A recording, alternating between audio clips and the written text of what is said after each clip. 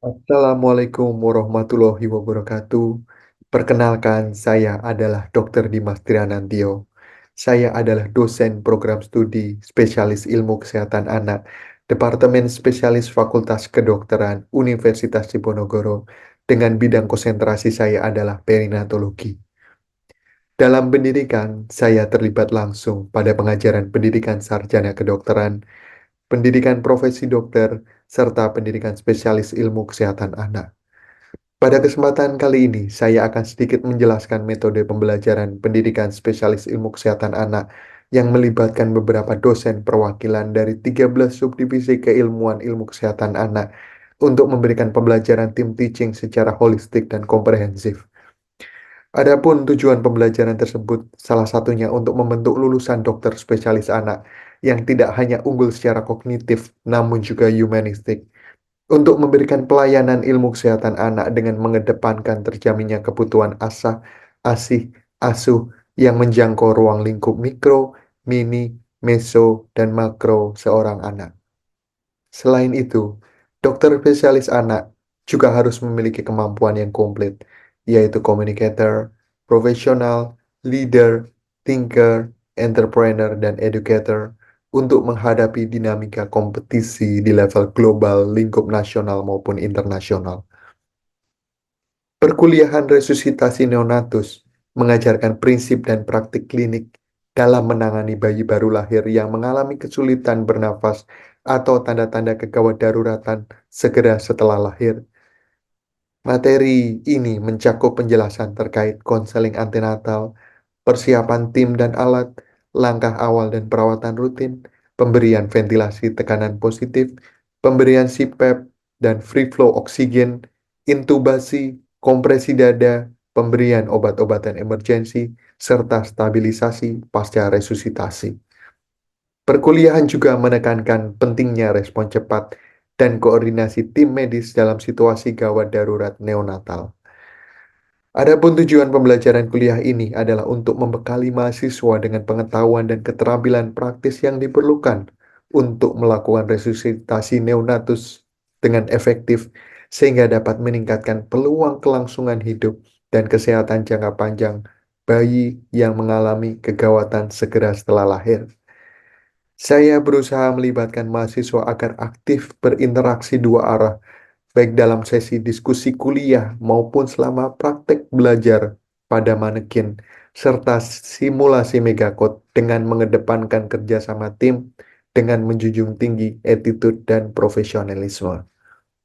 Adapun capaian pembelajaran mata kuliah yang diharapkan adalah mahasiswa mampu memahami dan melakukan secara mandiri tindakan resusitasi neonatus dengan menjunjung tinggi nilai moral dan etika kedokteran sehingga kelak saat lulus dapat menjadi tenaga kesehatan yang memiliki kualifikasi dan kompetensi untuk menangani kegawat daruratan neonatus, untuk menekan angka mortalitas dan morbiditas bayi baru lahir, dan memberikan masa depan yang lebih baik untuk mereka.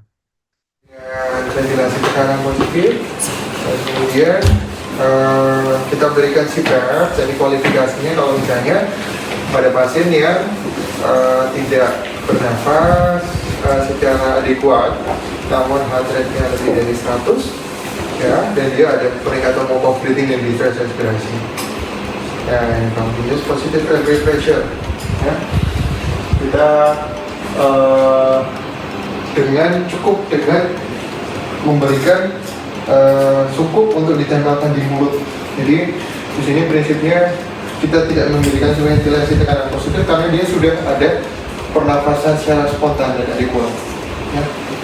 Nah, jadi kalau misalnya dalam kondisi sampai dalam kondisi CPAP tidak adekuat, kita harus lakukan intubasi. Ya, CPAP itu kan tadi kan memang naik dari VTP. VTP itu dalam settingan VTP itu PIP yang kita berikan kan 5, tapi kalau sudah masuk ke CPAP itu PIP-nya naik menjadi 7. Namun kalau misalnya dengan 7 masih distress respirasi, kita bisa naikkan ke 8. Fraksi oksigen pun bisa naik, yang awalnya 21%, naik jadi 25, jadi 30 menjadi 35, sampai mentok sampai 40 masih tetap distress respirasi, kita kategorikan gagal CPAP, harus dilakukan intubasi. Ya. Jadi intubasi dilakukan menggunakan laryngoscope. Kita masukkan untuk menyisir lidah, kemudian kita akan dorong, bukan diungkit, tapi kita dorong ke arah kranio anterior. Ya. Kemudian setelah terlihat plika vokalis, kita masukkan selang ET di antara dua plika vokalis. Ya. Yang kedalaman, berat badan 6 kilo ditambah 6. Nah, kemudian setelah terintubasi, nantinya kita berikan kompresi apabila dibutuhkan, apabila heart rate kurang dari 60, yang sinkron dengan PTP, ya, dengan treatment 1, 2, 3, push 1, 1 and 2 and 3 push, seperti itu, ya. Nah, ini. Jadi ini terkait dengan rumus 1, 2, 3 dan indikasi pemasangan ET. Kalau misalnya gagal CPAP, kemudian misalnya membutuhkan bantuan surfaktan, nah harus diintubasi. Ini terkait dengan ukuran laryngoscope, ya, ukuran 1 untuk bayi cukup bulan, ukuran 0 untuk kurang bulan, 00 untuk bayi dengan berat badan yang sangat rendah. Kedalaman berat badan dalam tambah 6, jaraknya ukur antara tragus dan hidung, ya. Nah, ini kita harus evaluasi setelah dilakukan intubasi. Kita perhatikan dopa, displacement ada atau tidak, obstruksi ada atau tidak, pneumotoraks ada atau tidak, apakah ada equipment atau alat yang bermasalah. Nah, kemudian kompresi dada, ya, kita akan berikan kompresi dada. Daerah kompresi dada itu insersinya kita menyusuri arcus costa, kemudian setelah ketemu di manubrium interni, kemudian naik sekitar 1 jari, jarak antara garis imaginer interpapillary turun 1 jari. Nah, itu di daerah insersinya di situ kita lakukan dengan menggunakan 2 jari yang efektif. Jadi yang sebelah sini berarti kan asisten sirkulasi. Nah, seperti ini kita akan berikan kompresi 1, 2, 3 push, seperti itu. Ya, yang mempertahankan ventilasi tetap ini apa namanya, kapten. Nah, kemudian terkait dengan target saturasi, ya, jadi di menit awal target saturasinya 60 sampai 65, menit kedua 65 sampai 70, menit ketiga 70 sampai 75, menit keempat 75 sampai 80, dan lain sebagainya. Biasanya supaya tidak terlalu bingung, kalau menitnya itu ganjil, target saturasi awalnya genap. 1 60, 2 65, 3 70, dan lain sebagainya. Oke. Tadi manajemen obat dan cairan bisa dengan ET atau dengan umbilikal, ya, dengan dosis 0,1 sampai 0,2 kalau dia umbilikal, kalau dia ET 0,5 sampai 1, ya, per cc per kilogram berat badan. Pengejaran 1/10.000. Nah, setelah melakukan resusitasi neonatus, pasca pelaksanaan itu ada yang namanya stabilisasi pasca resusitasi. Mnemoniknya yaitu STA PA. Nah, sugar and self care. Ya, beberapa referensi mengatakan kalau misalnya perinatologi itu 45, lebih dari 45. Tapi ada yang mengatakan 50 sebagai target, terutama di UKK endokrin. Kalau misalnya memang kurang dari itu, kita harus berikan dextrose 10%, 2 cc per kilo.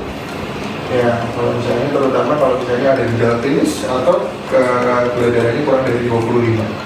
Kalau misalnya setelah kita berikan bolus, kita pertahankan GIRD, glucose infusion rate di 6 sampai dengan 6 sampai dengan 8 glucose event rate. Cara menghitungnya jumlah tetesan dikalikan jenis glukosanya dibagi berat badan dikali 6 ya. Terus kemudian temperatur kita jaga suhu ketiak bayi di 36,5 sampai 37,5 supaya hemodinamiknya juga stabil. Terus kemudian RW kita pastikan setelah kita tadi stabilisasi, entah itu dengan PTP, stabil dengan PTP, stabil dengan CPAP, stabil dengan oksigen aliran bebas, stabil dengan room air, atau dengan modalitas apapun, kita harus pastikan saat dimobilisasi pasien tersebut RW-nya tetap terfiksir dan juga terjaga. Ditandai parameternya, usaha nafasnya itu tidak distres dan saturasi oksigen tercapai sesuai dengan usianya. Nah, terus kemudian selanjutnya blood pressure. Ya, parameter yang paling mudah yaitu CRT kurang dari 3 detik. Ya, kalau misalnya parameter yang presisi, kita menggunakan tensi sesuai dengan usianya. Terus kemudian leg walk, kita akan evaluasi gula darah yang jelas. Kemudian kalau misalnya ibunya ada faktor risiko infeksi, kita walk up sepsis, darah rutin, kultur darah. Kalau misalnya ibunya diberikan MgS4 dan lain sebagainya, kita cek elektrolit MgCA seperti itu. Ya. Karena kalau misalnya diberikan magnesium sulfat, ibunya misalnya preeklamsi, anaknya misalnya kadar Mg-nya tinggi, dia juga hipotoni. Ya, biasanya akan seperti itu. Emotional support, kita akan sampaikan apa yang sudah kita kerjakan, apa yang mungkin terjadi resiko pada bayinya, apa yang terjadi sequela yang mungkin nantinya akan terjadi pada bayinya yang mengganggu tumbuh kembang, kita harus jelaskan di emotional support. Ya, oke. Mungkin untuk ilustrasi, adik-adik bisa lihat.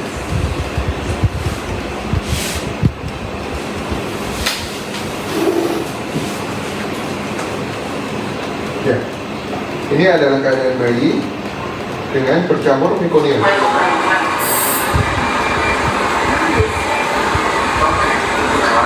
Jadi prosesi ditaruh sudah otomatis hangatkan atau posisi karena dia bercampur mekonium, fokusnya itu kita harus bisa kondus. Dalam keadaan seperti ini, heart rate-nya masih 0, usaha nafasnya 0. Dia tidak melakukan psikostop, tapi belum ditempel, tidak ada heart rate. Langkah selanjutnya bukan kompresi dada, tapi kita harus berikan PTP.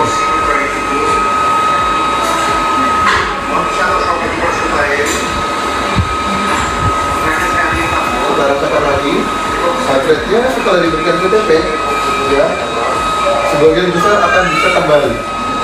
Dan saat heart rate-nya kembali karena kita berikan ventilasi secara adekuat, bayi akan menangis. Ya. Jadi jangan bingung, bayi kalau misalnya keluar dalam kondisi diam saja, heart rate 0, tidak bernafas, diistilahkan itu ini ya, stillbirth. Ya. Jadi yang awalnya di dalam perut ada, kemudian keluar kok tiba-tiba sudah hilang semuanya, ada vitalnya, kita lakukan resusitasi sesuai langkah. Itu sebagian besar akan bisa mengembalikan hemodinamik pada vital bayi sehingga bayinya selamat. Ya, terus perhatikan. Baik, bayi usia 35 minggu, ibunya obes, diabetes, taksiran berat janin 4000. Terus kemudian resiko akan dilakukan SC. Ya, kita lakukan yang pertama yaitu langkah persiapan dulu. Langkah persiapan kita akan lakukan konseling antenatal, persiapan tim dan persiapan alat. Ya, konseling antenatal yang kita perhatikan yaitu usia gestasinya sudah, terus kemudian ketubannya sudah pecah belum? Belum.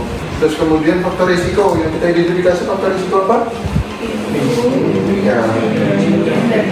Ya, Ya, kita bukan hanya berhenti di identifikasi faktor risiko, tapi kita harus mengekstrak masalah apa yang nantinya akan kita hadapi. Ya, kalau misalnya pada bayi ibu dengan diabetes, itu akan risiko terjadi gangguan nafas, kemudian akan terjadi risiko hipoglikemia. Pada bayi yang lahirnya besar akan bisa terjadi risiko distosia bahu. Ya, kalau misalnya lahirnya spontan. Pada bayi yang lahir dari ibu dengan gestasional diabetes mellitus akan bisa berisiko untuk terjadi penyakit jantung bawaan, entah itu secara anatomik maupun fungsional. Kalau misalnya gestasional diabetes mellitus itu biasanya secara anatomik bermasalah. Ada penyakit jantung bawaan yang defek di celahnya seperti itu. Kalau misalnya dia gestasional saat hamil baru diabetes, itu paling cuma misalnya ototnya menebal, kardio outputnya bermasalah seperti itu. Ya, jadi hati-hati sekali kalau misalnya ibunya diabetes mellitus, itu pada bayinya bisa timbul masalah jantung macam-macam. Ya, oke, itu terus kemudian nanti selanjutnya ya kita akan kelola sesuai dengan alur restorasi neonatus. Ya, seperti itu. Apakah dia terjadi gangguan nafas, apakah terjadi penuh VTP, CPAP, dan lain sebagainya. Namun hati-hati, dalam posisi bayi yang terjadi hipoglikemia akan bisa men-trigger yang namanya hipoksia dan juga hipotermia. Ya, itu merupakan segitiga yang saling berkaitan. Dalam kondisi bayi hipoglikemi, dia bisa men-trigger terjadinya hipoksi, gangguan nafas, bisa men-trigger terjadinya hipotermi. Hipotermi bisa men-trigger terjadinya hipoglikemi dan juga hipoksi. Hipoksi pun sama, bisa men-trigger terjadi hipoglikemi dan juga hipotermi.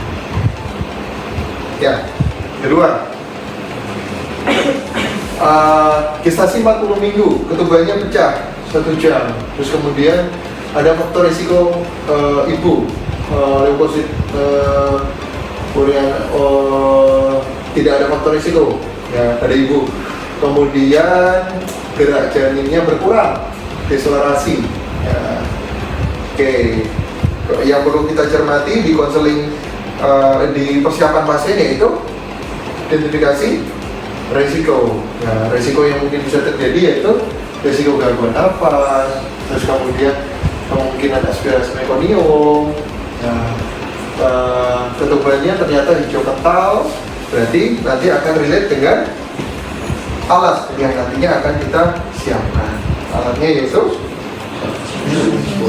suction, terus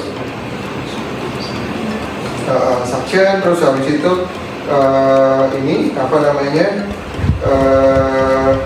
untuk pipa untuk ini apa namanya ekstraktor dari mekoniumnya menggunakan ukuran 10 dan juga ukuran 12 ya. Baik ya, sampai sini ada pertanyaan adik-adik? Oke, sebagai ini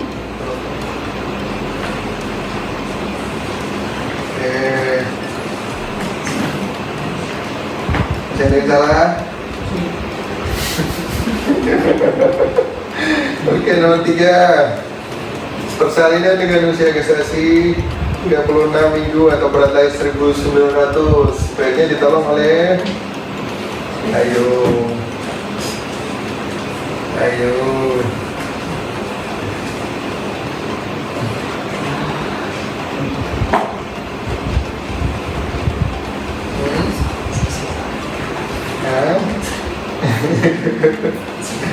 Oke. Ya, masih ada yang salah. Oke, nomor 4.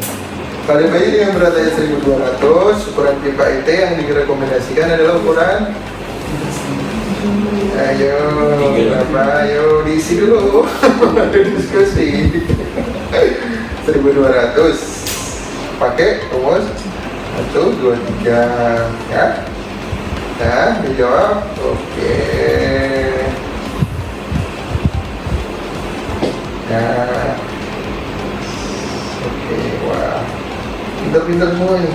Target SPO2 di menit ketiga adalah Ayo, jawab dulu.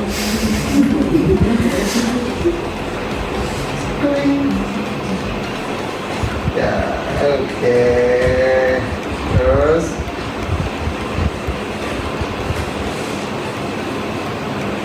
pada bayi dengan berat lahir 1800,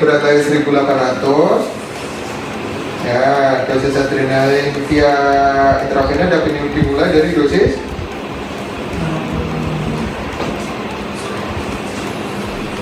adrenalin intravena. Adrenalin intravena, siapa tahu tadi berapa cc per kilogram berat badan?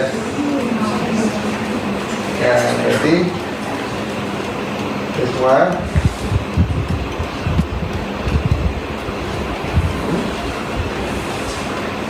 (0,1 sampai 0,3), berarti di 0,18, ya. Oke. Yang bukan termasuk faktor risiko saat mengidentifikasi faktor risiko sebelum spesifikasi mana itu adalah risiko mental. Oke.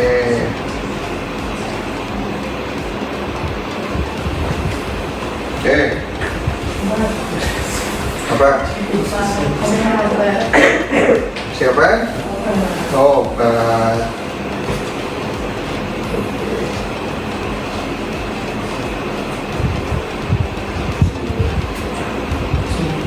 2,8 berarti berapa?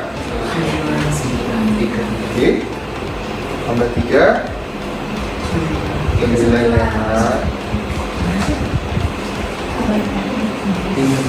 Oke. Plastik disiapkan untuk bayi yang lain di bawah usia gestation?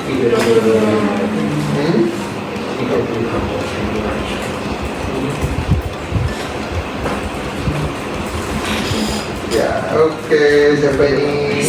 Ya,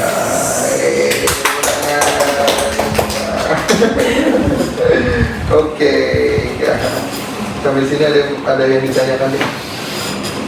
Saya minta tolong satu untuk ini aja, memperagakan PTP.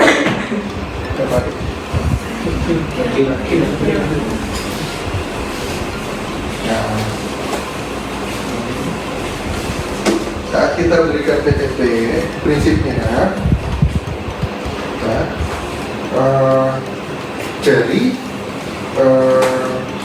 berarti tangan kiri adik itu dengan prinsip CA clamp, ya. C itu dia memegang ini apa namanya sumbu, sedangkan 3 jari yang lain dia akan melakukan manuver chin lift dan jaw thrust, ya. Jadi kita posisikan, pertahankan supaya jalan nafas tetap terbuka dengan 3 jari sisa kita, ya. Kita ditekan lepas-lepas, tekan lepas-lepas, tekan lepas-lepas, ya. Jadi jadi pada manekin yang proper di sini akan terlihat pengembangan dada. Jadi kita pastikan sumber itu menutupi dagu, pipi, dan hidung, tidak menutupi mata seharusnya. Kita lakukan ini C, ini I, ya, kita jaw thrust. Ya, kita agak semi ekstensi, tekan lepas-lepas, tekan lepas-lepas, akan terjadi pengembangan piring dada. Ya. Nah, kita sampai lihat dan evaluasi, ya. Terus kemudian kita balik kompresi dada. Kompresi dada, oke. Menyusuri arkus costa, ya. Terus kemudian di antara garis imaginal 2 interpapillary itu 1 jari, kita insersi, kita lakukan penekanan dengan ritme. Coba 1, 2, 3. Opa. Push. 1, 2, 3. Push. 1, 2, 3.